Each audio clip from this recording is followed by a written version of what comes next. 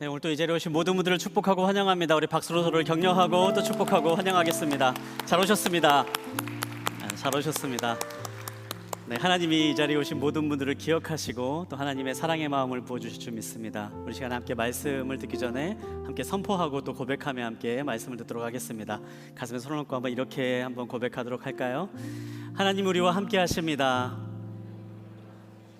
하나님은 나를 사랑하십니다. 나는 하나님의 사랑받는 자녀입니다.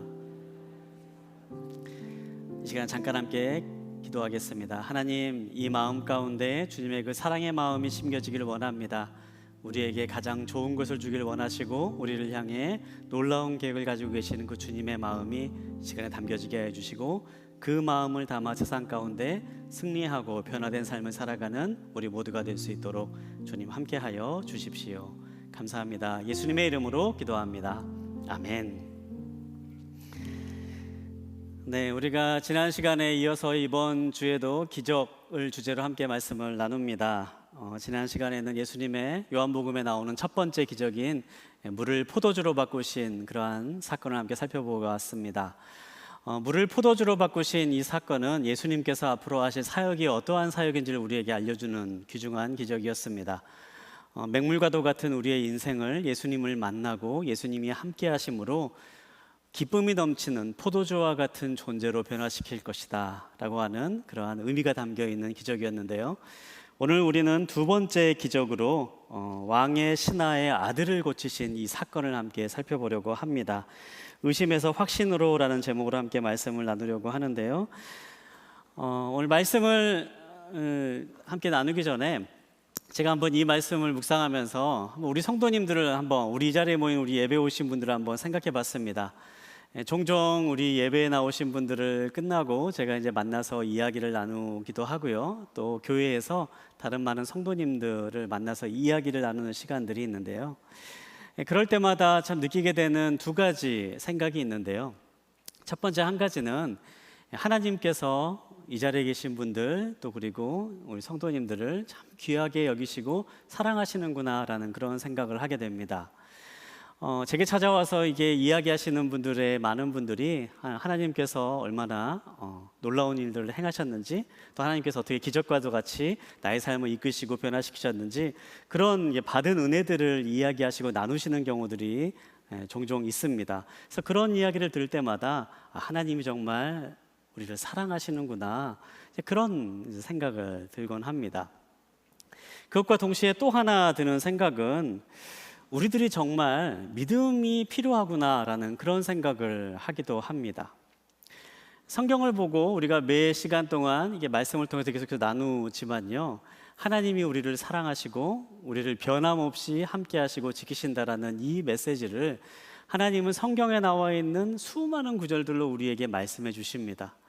그 사랑은 변하지 않으시고 죽기까지 내가 너를 사랑한다, 내가 너를 위해서 좋은 계획을 가지고 있다라는 그 메시지를 하나님은 계속해서 우리에게 말씀을 해주시는데요, 우리 많은 분들을 만나서 이야기하고 또 그분들의 고민이나 기도의 제목을 듣다 보면은 참 우리가 그 믿음이 흔들릴 때가 참 너무나도 많이 있다라는 그런 생각을 해봅니다. 굉장히 잘 믿다가도 어느 한순간에 흔들리기도 하고 또 의심하기도 하고 하나님 정말 함께 하시는 건 맞나요? 이렇게 이야기하시는 그러한 분들을 만나기도 하면서 우리에게 정말 필요한 것이 믿음이 아닌가, 그런 생각을 해보곤 합니다. 오늘 우리가 함께 볼 이 요한복음 4장에 있는 말씀은 바로 그런 믿음에 대해서 우리에게 말씀해 주는 그러한 장면입니다. 왕의 신하의 아들을 고치시는 이 말씀을 우리가 함께 살펴보면서 성경에서 말하는 믿음으로 더 깊이 나아가는 모습을 함께 살펴보겠습니다. 오늘 우리가 함께 볼 하나님의 말씀은 요한복음 4장 46절부터 54절까지 있는 말씀인데요, 이 말씀을 저와 여러분이 한 절씩 돌아가면서 읽도록 하겠습니다. 46절에 있는 말씀을 제가 읽겠습니다. 예수께서는 전에 물로 포도주를 만드셨던 곳인 갈릴리 가나에 다시 들르셨습니다. 그곳에는 왕의 신하 한 사람이 있었는데 그의 아들이 병에 걸려 가버나움에 있었습니다. 예수께서 유대에서 갈릴리로 오셨다는 소문을 들은 왕의 신하는 예수께로 가서 오셔서 자기 아들을 고쳐달라고 예언했습니다. 그의 아들은 거의 죽어가고 있었습니다. 예수께서 그에게 말씀하셨습니다. 너희는 표적이나 기사를 보지 않고서는 전혀 믿으려 하지 않는다. 신하가 말했습니다. 선생님, 제 아이가 죽기 전에 내려와 주십시오. 예수께서 그에게 대답하셨습니다. 가 보아라, 내 아들이 살 것이다. 그는 예수의 말씀을 믿고 갔습니다. 신하가 집으로 가는 도중에 마중 나온 하인들을 만나 아들이 살아났다는 소식을 들었습니다. 그가 하인들에게 아이가 언제부터 좋아졌느냐고 묻자 어제 오후 1시에 열이 떨어졌습니다 하고 종들이 대답했습니다. 아이의 아버지는 예수께서 내 아들이 살 것이다 라고 말씀하셨던 바로 그때였음을 알았습니다. 그래서 그와 그의 온 집안이 예수를 믿게 됐습니다. 54절 함께 보겠습니다. 이것은 예수께서 유대에서 갈릴리로 돌아오신 후에 행하신 두 번째 표적이었습니다. 아멘. 네, 오늘 본문에서 나오는 이 기적의 사건은 이 가나라고 하는 지역에서 일어난 사건을 담고 있습니다. 이 가나라고 하는 이 지역은요, 지난주 말씀을 잘 들으셨던 분들은 기억하시겠지만요, 지난주에 있었던 첫 번째 기적과 동일한 장소 지역입니다. 예수님께서 결혼잔치에 참여하시고 그곳에서 물을 포도주로 바꾸신 그러한 사건이 있었던 바로 그 장소였는데요. 예수님께서는 다시 갈릴리 가나로 돌아오십니다. 그리고 예수님께서 이 지역에 오셨다라는 소식을 듣고 수많은 사람들이 예수님의 소문을 듣고 예수님께 몰려오기 시작을 합니다. 예수님의 사역이 시작한 지 얼마 되지 않은 사역의 초창기였지만 예수님의 소문은 빠르게 퍼져나갔습니다. 그것은 예수님이 가르치셨던 말씀이 특별한 말씀이었고 또 예수님께서 행하신 일들이 놀라운 일들의 연속이었기 때문입니다. 사람들의 상식에 벗어나고 사람들이 전혀 예상하지 못했던 그러한 말씀과 기적을 행하시면서 사람들은 예수님에 대한 소문을 여러 곳에서부터 듣기 시작을 합니다. 그리고 그 소문을 들은 한 사람, 바로 이 왕의 신하라고 하는 사람이 예수님에 대한 소문을 듣게 됩니다. 이 사람은 가버나움이라고 하는 곳에서 예수님의 소문을 듣고 예수님께 찾아오는데요. 이 사람이 예수님을 찾아온 이유는 단 한 가지였습니다. 그의 아들이 죽을 병에 걸렸기 때문입니다. 예수님이라면 낫게 해줄 수 있을 것이다 라고 하는 그러한 기대를 가지고 먼 곳에서부터 예수님을 찾아왔던 것이죠. 이 아버지가 얼마나 간절한 기대를 가지고 얼마나 진실한 마음을 가지고 예수님을 찾아왔는지 몇 가지 사실을 보면서 우리는 그 아버지의 진실함과 간절함을 엿볼 수가 있는데요. 먼저 이 아버지가 가버나움이라는 곳에서 이 가나라고 하는 곳으로 찾아왔다라고 하는 이 장면을 우리가 한번 생각해 볼 수 있습니다. 이 가버나움에서 가나라고 하는 이 지역은요, 직선 거리로만 따지면 약 32km 정도 떨어진 거리에 떨어져 있습니다. 오늘날 32km라고 하면 이 거리가 그렇게 먼 거리처럼 여겨지지는 않죠. 우리가 지금 머물고 있는 이 용산구 이 서빙고동에서요, 직선 거리로 32km가 된다면 그 거리가 이제 인천 앞바다가 32km 정도 됩니다. 여기서부터 인천 앞바다 정도 되는 거리인 거죠. 차로 간다면은 1시간 정도 걸리는 이제 그 정도의 거리입니다만, 이 성경이 쓰여져 있는 이 시기는 이제 지금으로부터 2000년 전에 있었던 시기였습니다.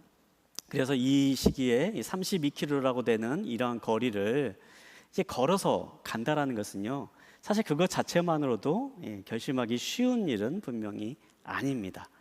하지만 이 아버지는 예수님을 향한 기대를 가지고 이 먼 거리를 한달음에 달려온 것이죠.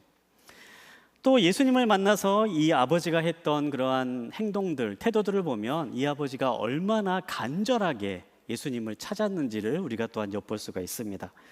예수님을 만나서 이제 이 아버지가 했던 모습을 보면요, 성경은 이 아버지의 직업이 왕의 신하였다라고 그렇게 기록하고 있는데요. 이 왕의 신하였던 이 아버지가 예수님을 만나서 예수님께 애원하다시피 그렇게 요청을 합니다. 예수님, 제발 내 아들을 고쳐주십시오. 내 아들이 죽게 되었으니 제발 고쳐주십시오라고 그렇게 간청하고 애원하는 그 모습을 성경은 우리에게 말해주고 있습니다. 이 왕의 신하라고 하는 높은 직분을 가지고 있는, 권력을 가지고 있는 권력자가 당시 갈릴리라고 하는 아주 시골에 그것도 목수의 아들이었던 예수님을 찾아와서 그의 발을 붙잡으면서 예원하다시피 부탁을 한다는 것은요, 사실 공개적인 자리에서 자신의 체면을 다 내려놓고 하는 그러한 간절함, 절실함이 없었다면 불가능한 모습이었을 것입니다. 그럼에도 불구하고 이 왕의 신하는 예수님께 그렇게 매달립니다. 그렇게 예수님을 향한 간절함과 기대함을 가지고 왕의 신하가, 아버지가 자신의 아들을 고쳐달라 요청하는데요. 그런데 이 본문에 있는 말씀을 보면요, 그런 이 아버지의 모습을 본 예수님의 반응은 어딘가 모르게 우리가 알고 있던 예수님과는 조금 다른 반응으로 반응하십니다. 우리 48절에 있는 말씀과 50절에 있는 말씀 한번 함께 보고 싶은데요, 48절과 50절에 있는 말씀을 제가 한번 읽어드리겠습니다. 예수께서 그에게 말씀하셨습니다. 너희는 표적이나 기사를 보지 않고서는 전혀 믿으려 하지 않는다. 예수께서 그에게 대답하셨습니다. 가보아라, 내 아들이 살 것이다. 예수님의 이러한 반응은요, 정말 간절하고 애절하고 진실하게 예수님의 발 앞에 엎드려 있는 이 아버지의 마음을 이해하는 것이라고는 느껴지지 않는 그러한 좀 냉랭하고 어딘지 모르게 좀 싸늘한 그러한 반응을 보이시고 계십니다. 우리가 알고 있는 예수님이라 그러면요, 도움이 필요한 사람이라면 누구든지 맞아주시고 또 따뜻하게 위로해 주시고 또 그들에게 사랑을 보여주시고 그렇게 그들을 도와주시고 고쳐주시는 그러한 예수님의 모습인데요, 오늘 본문에 있는 말씀은요, 그런 예수님과는 조금 이렇게 결이 다른 그런 모습이 나타나고 있는 거죠. 왜 이런 반응을 예수님께서 보이셨을까요? 저희는 오늘 말씀을 보면서 이 오늘 본문에 있는 말씀에서 주목하고 있는 한 단어를 함께 살펴보고자 하는데요, 바로 이 믿음이라고 하는 단어를 함께 살펴보고 싶습니다. 오늘 우리가 함께 본 이 단어에는 믿음이 3번 중요한 장면에 반복해서 나오고 있습니다.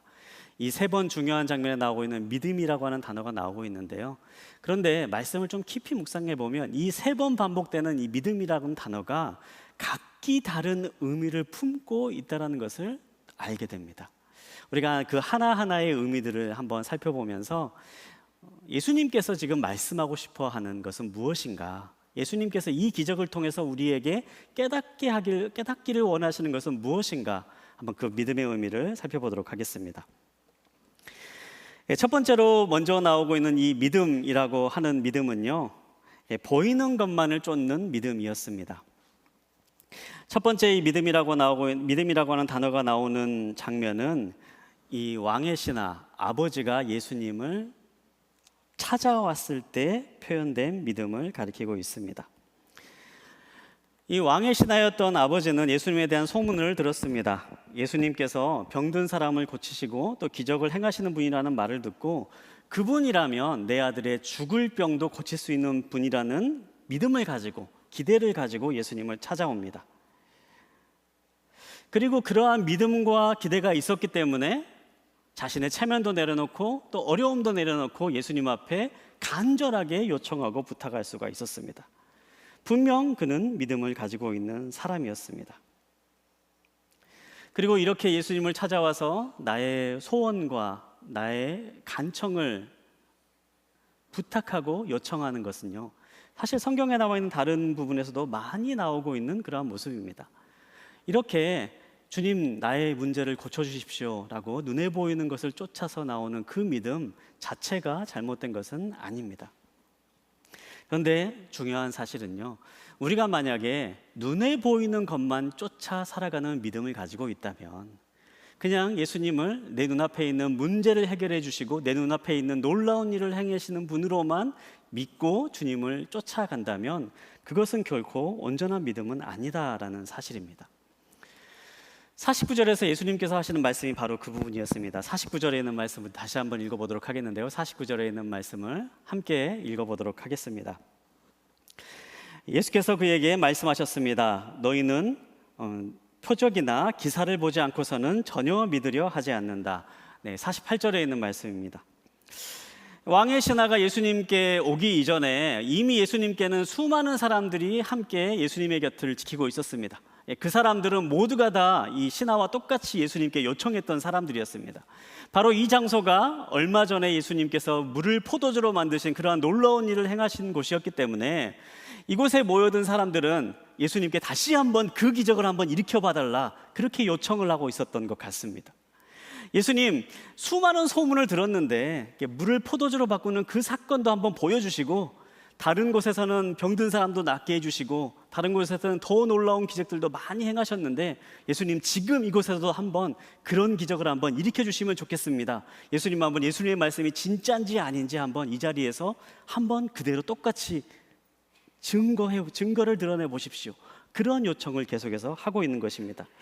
그리고 이 말씀을 들으시면서 예수님께서 이렇게 말씀하시는 거죠. 너희는 표적이나 기사를 보지 않고서는 전혀 믿으려 하지 않는구나. 너희는 눈에 보이는 표적만을 구하고 눈에 보이는 표적이 아니면은 믿으려고 하지 않는 그런 어리석은 사람이구나. 그렇게 말씀하고 있는 것입니다. 왕의 신하가 예수님 앞에 간절한 마음으로 엎드렸지만 예수님은 그 왕의 신하를 향해서만 이 말씀을 하시는 것이 아니라 당시 주변에 몰려있던 예수님 기적으로 한번 증거를 보여주십시오. 여러분 예수님 지금 이 자리에서도 물을 포도주로 한번 바꿔주십시오. 그렇게 요청하는 수많은 사람들을 향해서 지금 이러한 말씀을 하고 있는 것입니다. 보는 것만을 믿는 믿음은 어떤 것입니까? 눈에 보이는 기적만을 바라는 믿음입니다. 말 그대로 지금 내 눈앞에서 실제로 일어나는 것만을 주목하고 그것만을 쫓는 믿음을 이야기합니다. 지금 당장 눈앞에서 놀라운 일이 일어나지 않고 지금 당장 내가 원하는 일들이 일어나지 않으면, 지금 당장 눈앞에서 기적이 일어나지 않으면 나는 결코 믿을 수가 없다. 그것을 지금 내게 보여달라. 이것만을 간절히 원하는 것, 그것이 바로 눈에 보이는 것만 쫓는 믿음인 것입니다. 오늘 이 믿음을 좀 다시 한번 다른 측면에서 좀 깊이 있게 생각해 보기 위해서요, 성경에 나와 있는 다른 장면을 한번 이 시간에 한번 좀 생각해 보면 좋겠습니다. 여호수아서 6장을 보면요, 이스라엘 백성들이 이 가나안 땅으로 들어갈 때에 여리고 성을 함락시키는 이야기가 나옵니다. 혹시 뭐 더 알기를 원하시는 분들이 계시다면 돌아가셔서 여호수아서 6장에 나와 있는 내용들을 한번 자세히 읽어보시면 더 많은 유익이 있을 것이라고 생각을 하는데요. 이 말씀을 보면 이스라엘 백성들이 반드시 점령해야 될 그 땅에 여리고성이라고 하는 아주 강력한 성이 머물러 있었습니다. 이 성은 정말 말 그대로 난공불락의 요새였던 성이었는데요. 이 성을 점령하지 않으면은 도저히 약속한 땅으로 갈 수 없는 그러한 반드시 점령해야 될 그러한 성이었던 거죠. 하지만 이 성을 점령하기에는 이스라엘 백성들이 가지고 있는 전력은 정말 보잘것없었습니다. 바로 그때 하나님께서 이스라엘 백성들에게 이 성을 무너뜨릴 수 있는 특별한 방법을 말씀해 주십니다. 이제부터 이스라엘 백성들이 매일마다 이 성을 한 바퀴씩 돌라고 이렇게 명령을 하시는 거죠. 매일마다 이 성을 한 바퀴씩 돌고 그렇게 7일을 돌고 난 다음에 7번째 되는 날에는 7바퀴를 돌아라, 이렇게 명령하십니다. 다 돌고 나서 나팔을 불고 큰 함성을 지르면 그 성이 무너지게 될 것이다. 그렇게 약속의 말씀을 주시는 거죠. 총 13바퀴를 돌면 되는 겁니다. 일주일 동안에. 이 말씀을 이스라엘 백성들이 처음 받았을 때에 어떤 마음이 들었을까요? 왜 하나님께서 굳이 이 성을 점령하는데 왜 성벽을 돌라고 말씀하실까? 아마 그런 생각을 하지 않았을까요? 그것도 하루 만에 다 도는 것이 아니라 7일에 거쳐서 나눠서 성을 돌라고 하는 이유가 무엇일까? 도저히 이해가 되지 않는 명령으로 그렇게 받아들여졌을 것입니다. 그런데 생각을 해보면요, 이게 단지 이해되지 않은 명령으로 그치는 것이 아니라 이 명령은요, 굉장히 위험한 명령이기도 했습니다. 한번 생각해 보십시오. 이 성을 돌기 위해서 성벽 가까이에 이스라엘 백성들이 이제 접근해 가지고 돌기 시작을 한다면요, 과연 그 모습을 본 이 여리고성 안에 있던 적군이 가만히 있을까요? 막 그 모습을 본다면은 이 군대를 이끌고 나온다던가 뭐 화살을 쏜다던가 돌을 던진다던가 분명히 공격할 겁니다. 그렇게 생각할 수가 있는 거죠.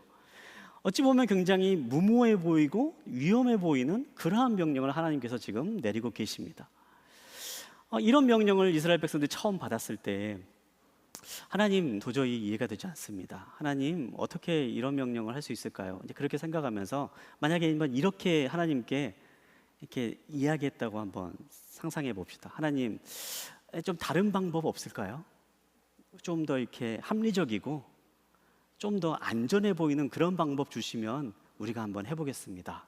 이제 그렇게 한번 하나님께 건의를 해본 거죠. 물론 상상입니다. 그러다가 이제 그래도 하나님께서 별 반응이 없으시면 하나님께 또 이렇게 한번 또 얘기해 볼 수도 있을 것 같습니다. 하나님, 좋습니다. 그러면 하나님 말씀하신 대로 열세 바퀴를 한번 돌 테니까 그 열세 바퀴를 도는 동안에 정말 하나님께서 이 성을 무너뜨리실 건지 아닐 것인지 좀 확실하게 알 수 있도록 그때마다 좀 증거를 보여주시면 좋겠습니다. 그래서 한 바퀴 돌 때마다 13분의 1씩만 무너뜨려 주시면 그러면은 열세 바퀴 제가 꾹 참고 그대로 한번 돌아보겠습니다. 그렇게 한번 제안해 봤다고 생각을 해보십시오. 하나님, 내가 믿을 수 있도록 그때그때 증거를 한번 보여주십시오. 그러면 내가 믿고 계속해서 순종하며 해내겠습니다. 그렇게 이야기를 하는 겁니다. 여러분, 이렇게 이야기했다면요, 과연 이스라엘 백성들이 믿음이 있었던 것일까요? 그건 믿음이 아니었던 거죠. 증거를 쫓아서 눈에 보이는 것을 보여주면은 믿겠다라고 하는 것은요, 믿음이 아니라 확인하겠다라는 것입니다. 인정하겠다라는 것입니다. 그것은 결코 믿음이 아닌 거죠. 우리가 종종 눈에 보이는 것이 정말 중요하다라고 그렇게 착각을 하곤 하는데요. 제가 이 말씀을 묵상하면서 예전에 경험했던 이제 한 사건이 생각이 났습니다.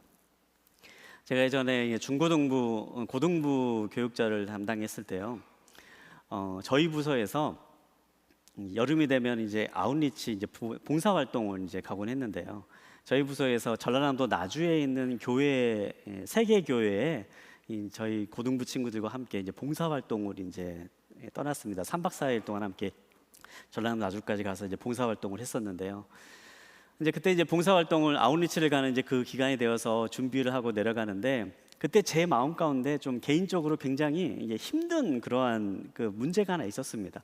힘든 순간이 있어서 하나님께 그 문제를 가지고 이제 계속 이제 기도하면서 그렇게 이제 어렵게 이제 그 시간을 보냈는데, 아웃리치를 가는 도중에도 이제 제 마음 가운데 참 이렇게 어려움이 있었어요. 계속 이제 내려가는 계속 이제 기도하는 과정 가운데 이제 기도하면서 내려갔는데, 근데 이제 제가 이제 전라도 나주까지 차를 몰고 가는데 저희 뒤에는 이제 저희 찬양팀 친구들이 함께 이제 있어서 찬양팀 친구들과 함께 나주까지 내려가는데요. 그런 제 마음을 아는지 모르는지 뒤에 있는 우리 고등부 찬양팀 친구들은 얼마나 즐거워 깔깔대며 웃는지 내 마음속으로는 아유, 너희들은 참 좋겠다. 나는 이렇게 힘든데 막 그런 마음이 들면서 이렇게 기도하면서 계속 내려가고 있었던 거예요. 근데 이제 내려가면서 갑자기 이제 그런 생각이 들었습니다. 하나님, 제가 이렇게 기도하고 있는데 하나님 이 기도가 응답해 주시면은 뭔가 분명한 사인을 보여주시면 제가 응답해 주신 걸로 믿겠습니다. 그런 기도를 한 거예요. 그러면서 제가 이제 하나님께 그렇게 기도했습니다. 하나님, 지금 한여름이라 땡볕이 쨍쨍 내려지는데 갑자기 소나기가 내리면 제가 하나님께서 제 기도를 응답해 주신 것으로 믿고 그렇게 기쁘게 순종하며 가겠습니다. 제가 그런 기도를 했습니다. 근데 기도를 하고 한참 가다 보니까 생각해 보니까 우리가 지금 내려가는 게 봉사활동을 내려가는 건데 갑자기 소나기가 내리고 비가 내리면은 봉사활동 못 하는 거잖아요. 그 생각이 들면서 내가 지금 뭘 구하고 있나 막 이런 생각이 들면서 하나님, 그냥 제가 했던 말 취소합니다. 이제 그렇게 말하고 이제 계속해서 내려가고 있었는데요. 근데 참 놀라운 것이 제가 그 봉사하게 되는 교회에 딱 도착하는 순간 그 교회의 저쪽으로부터 검은 먹구름이 몰려오기 시작을 하는 겁니다. 이건 진짜 경험입니다. 제 경험인데요. 검은 먹구름이 몰려오기 시작을 하는 거예요. 그리고 그 교회 바로 위에만 빗방울이 떨어지기 시작을 하는 겁니다. 제가 그 순간에 분명히 깨달았습니다. 이건 하나님께서 사인을 주시는 거구나, 응답을 주시는 거구나. 제가 그때 분명하게 확실하게 깨달았습니다. 그리고 실제로 하나님께서 그 사인을 주신 대로 그대로 응답이 되었습니다. 근데요, 제가 이 자리에서 이제 여러분들에게 고백 드릴 수 있는 것은요, 그렇게 하나님께서 분명한 사인을 보여주시고 내가 네 기도를 응답할 거다라고 하는 그런 모습을 보여주셨는데요, 그 사인을 보여주신 다음에요, 제 마음이 편안해졌을까요? 제 마음은요, 여전히 똑같이 불편했습니다. 눈에 보이는 사인이 분명히 있었음에도 불구하고 하나님께서 문제를 해결해 주시겠다라고 하는 그러한 응답을 주셨음에도 불구하고요, 제 마음은요 계속해서 갈팡질팡하고 있는 거였어요. 사인이 있음에도 불구하고 믿음이 생기지는 않았던 거죠. 사인이 있어도 믿음이 생기지는 않았습니다.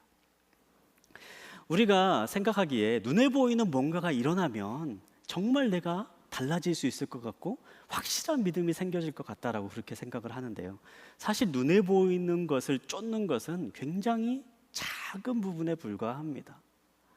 눈에 보이는 놀라운 기적들은요, 사실 우리의 삶에 일어나는 아주 작은 영향력에 불과합니다. 왜냐하면 눈에 보이는 기적이 우리의 삶을 변화시키지는 못하기 때문입니다. 우리가 하나님께 어떠한 것을 구하고 하나님 이것만 고쳐주십시오, 이것만 한번 해주십시오, 그렇게 간구하고 나아가는 것 참 소중한 일인데요, 그런데 그것만을 구하고 나아가는 것은요 결코 우리의 삶이 변화되지 않습니다. 눈앞에 있는 문제가 해결된다 할지라도, 눈앞에 있는 기도의 점이 응답된다 할지라도 우리는 똑같은 상황과 환경 속에서 여전히 똑같은 어려움과 문제를 겪게 됩니다. 가장 중요한 내 자신이 변화가 되지 않으면 우리는 반복되는 어려움, 반복되는 문제를 경험할 수밖에 없게 되는 거죠. 우리는 눈에 보이는 기적들을 굉장히 중요하게 생각하곤 합니다. 주님 이것만 해결해 주시면, 주님 이것만 바꿔주시면 제가 하나님을 믿겠습니다, 이렇게 생각을 하는데요, 사실 눈에 보이는 기적을 쫓는 것은 우리의 삶을 변화시킬 수가 없습니다. 그렇기 때문에 주님은 눈에 보이는 쫓는 믿음에서 한 발 더 나아가 더 깊은 믿음의 길로 나아가라, 그렇게 말씀하십니다. 두 번째 주님께서 말씀하시는 믿음의 길은요, 보이지 않아도 믿는 믿음입니다. 보이지 않는 것도 믿는 믿음입니다. 다시 한번 우리가 요한복음 4장에 있는 이 이야기로 돌아와서 한번 이야기를 해보도록 하겠습니다. 이 병든 아들을 집에 두고 온 아버지가 도착했을 때에 예수님의 곁에는 수많은 사람들이 기적을 보여달라고 요청하는 사람들이 있었습니다. 그리고 그 사람들을 향해서 예수님은 이 눈으로 보이는 것만 쫓는 어리석은 사람들아 라고 말씀하시면서 그들을 질책하고 계셨습니다. 그리고 이 말을 들을 때에 이 아버지는 다시금 예수님께 엎드려 이야기합니다. 주님, 지금 내 아이가 죽어가고 있습니다. 부디 죽기 전에 가셔서 내 아이를 좀 치료해 주십시오 라고 간절하게 다시금 엎드리고 애원하는 것을 볼 수가 있습니다.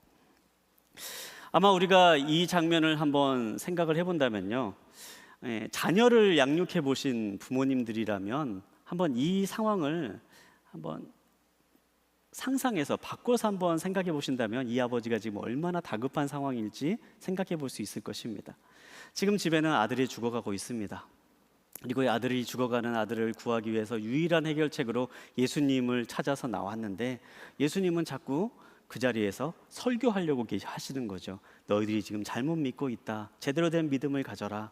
너희들이 지금 헛된 것을 쫓고 있으니 너희들이 깨달아라. 이렇게 말씀하고 있는 것입니다. 그러자 이 아버지가 어떻게 합니까? 주님, 제가 지금 그 말을 들을 때가 아닙니다. 그 말씀이 들리지 않습니다. 주님, 그러지 말고 그냥 내 아들 고쳐주십시오. 그렇게 다시 한번 엎드리면서 간절하게 매달리고 있는 겁니다. 성경을 보면 예수님을 가장 난처하게 만드는, 예수님을 가장 움직이는 사람들의 모습을 보면요, 어찌 보면 이렇게 간절함을 가지고 있었던 사람들이 대부분이었습니다. 이렇게 간청하는 모습으로 주님 앞에 엎드리고 나아갈 때에 예수님은 그들의 믿음이 부족하고 또 그들이 또한 아는 것이 온전하지 않아도 그들이 간절하게 나오는 그 모습을 보시고 그들을 불쌍히 여기시고 사랑해 주시고 그들의 말에 응답해 주시는 것을 우리는 성경을 통해서 볼 수가 있습니다. 그렇게 강청하는 아버지의 구함에 예수님이 응답하십니다. 50절에 있는 말씀인데요, 우리 50절에 있는 말씀을 한 번 더 함께 보도록 하겠습니다. 함께 보겠습니다. 예수께서 그에게 대답하셨습니다. 가 보아라, 내 아들이 살 것이다. 그는 예수의 말씀을 믿고 갔습니다. 이 장면을 묵상할 때마다 참 좀 이 아버지의 모습이 참 대단하다, 그런 생각을 해봅니다. 아버지는 뭔가 결연한 마음을 가지고 예수님을 찾아왔을 것입니다. 이 예수님이 아니면 아들을 낳을 수 없다. 그래서 결연한 마음을 가지고 자신이 가지고 있는 체면도 다 내어버리고 예수님께 매달렸습니다. 그런 아버지에게 예수님께서는 가라, 내 아들이 살 것이다. 이 말씀 딱 두 문장만 하십니다. 그리고 이 말씀을 들은 순간 아버지는 그 말씀을 그 자리에서 믿고 순종하고 돌아갔다라고 그렇게 기록을 하고 있는 거죠. 자녀를 두고 있는 아버지의 입장에서 이 아버지의 마음을 생각을 해보면요, 사실 쉽게 이해가 되지 않습니다. 어떻게 이 말 한마디만을 믿을 수 있을까? 정말 이 아버지가 처음에 요청했던 것처럼 예수님 그러지 말고 그냥 나와 함께 집에 가서 우리 아들 좀 고쳐주십시오, 그렇게 다시 한번 간청할 수도 있고요. 어떻게든지 그래도 좀 살려주십시오라고 계속해서 이렇게 붙잡고 부탁하고 막 하실 수 있는, 특별한 뭐 또 증거를 보여주십시오, 이렇게 말할 수도 있는데 예수님께서 가라, 내 아들이 살 것이다 라고 하는 단 두 문장의 말씀을 하셨을 때 아버지는 그 말을 그대로 믿고 집으로 돌아갔다, 그렇게 기록하고 있는 거죠.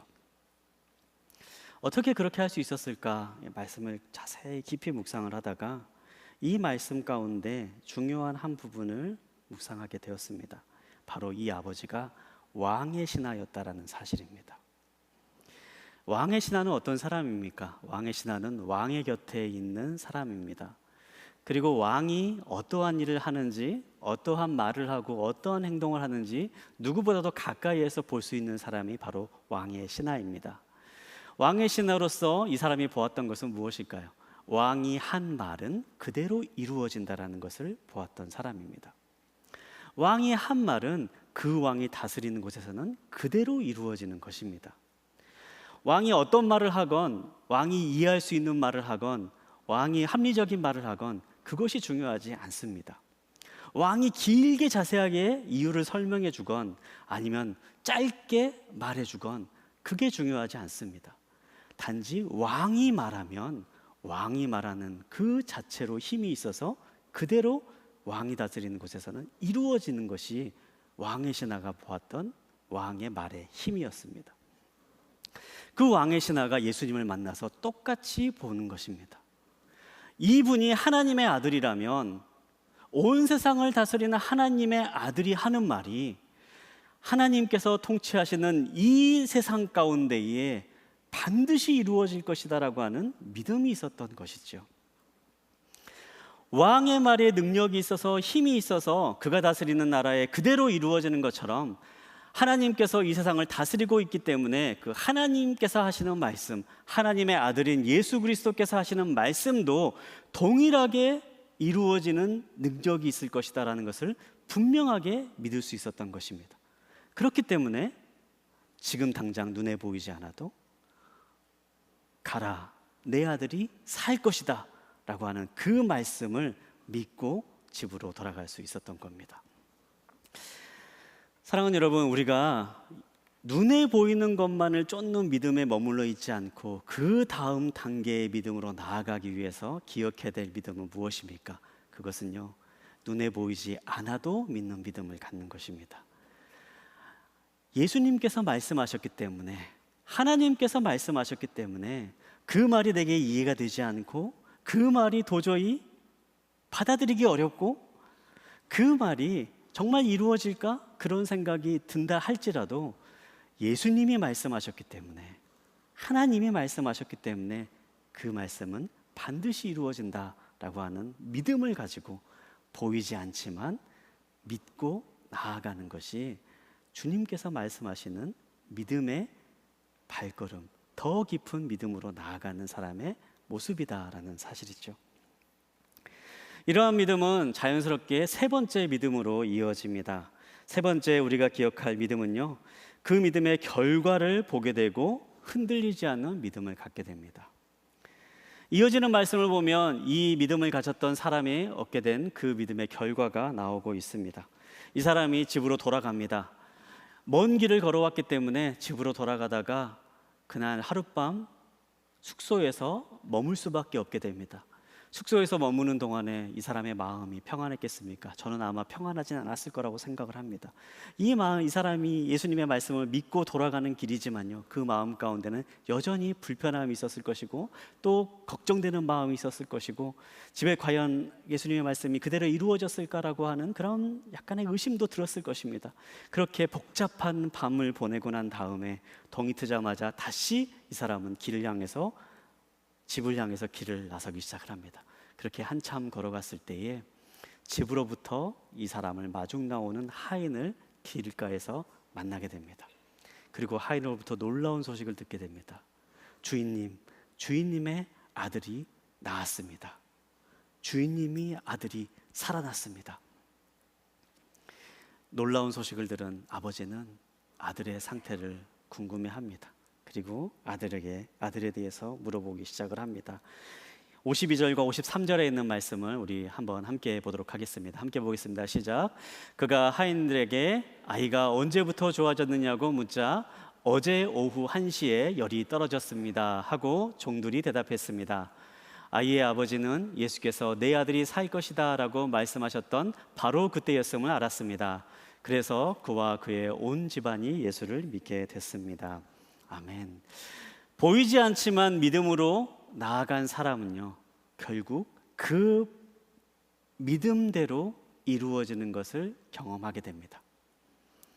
더 나아가서 그 믿음으로 인하여서 예수님이 누구인지를 분명하게 알게 됩니다. 예수님이 하나님의 아들이심을 확신하게 됩니다.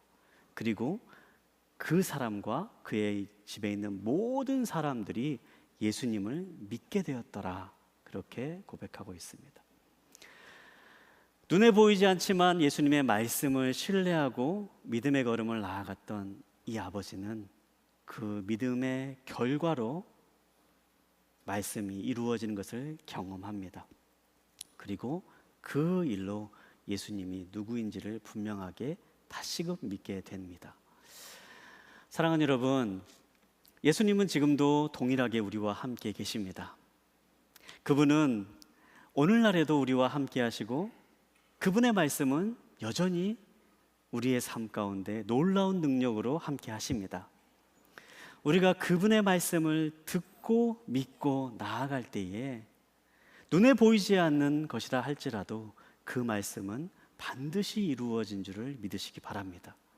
그 믿음을 가지고 나아갈 때에 주님 우리의 삶에 믿음이 이루어지는 놀라운 경험들을 하게 하실 것이고 예수 그리스도가 어떤 분인지, 우리가 믿는 믿음이 얼마나 귀한 것인지를 우리의 삶을 통해 고백되어질 수 있도록 그렇게 우리에게 놀라운 축복을 내려주실 것입니다. 우리의 믿음이라는 것은, 주님께서 우리에게 기대하시는 믿음은 바로 그러한 믿음의 모습입니다. 사랑하는 여러분, 여러분 이 자리에 나오 계신 분들 가운데 지금 생활의 문제, 어려움으로 인하여서 보이는 무엇인가를 구하는 분이 계실 수도 있습니다. 그 믿음이 잘못된 것은 아닙니다. 여러분, 구해야 될 것이 있으면 얼마든지 구하십시오. 그리고 얼마든지 하나님께 요청할 것이 있으면 요청하십시오. 주님 앞에 나아가십시오. 그러나 그 자리에만 머물러 있으셔서는 안 됩니다. 그 믿음으로부터 시작해서 보이지 않는 것을 믿을 수 있는 믿음으로까지 우리가 나아가야 합니다. 하나님의 말씀을 믿고 그 말씀이 반드시 이루어진다라는 것을 믿는 믿음으로까지 나아갈 수 있게 되길 바랍니다. 그러할 때에 정말 보이지 않았던 그 것들이지만 내 눈앞에 실제로 일어나는 것들을 보게 될 것이고, 내가 믿지 못했던 거지만 주님을 믿고 의지하며 나아갈 때에 그것이 실제로 나의 삶 가운데 경험되는 것을 체험하게 될 것입니다. 그리고 그 일을 통하여서 예수님이 정말 하나님이시다는 사실을, 주님이 하시는 모든 말씀이 진리라는 사실을 내가 직접 경험할 수 있게 될 것입니다. 사랑하는 여러분, 그 믿음의 자리로 나아가시길 바랍니다. 그 믿음의 축복을 누리시길 바랍니다. 그 믿음으로 의심에서 확신의 길로 나아가는 삶을 사시기를 주님의 이름으로 축복합니다.